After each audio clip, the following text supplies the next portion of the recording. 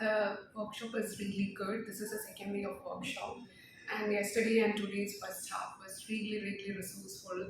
There's so much to look forward to. Lot of introspection, group activities, getting to know people. It's been going really great. It's actually new to me. I have heard that we were conducting servant leadership workshops in UST, but I never knew the what it really means. And coming to the workshop has really opened my eyes to that this is a definitely a human-centric, people-centric approach that we can all adopt in our leadership styles, and it definitely have got its benefits. And even from because I'm a finance person, right? From a numbers perspective, also the time when server leadership was implemented till now, even the employee productivity and the revenue and everything has grown immensely.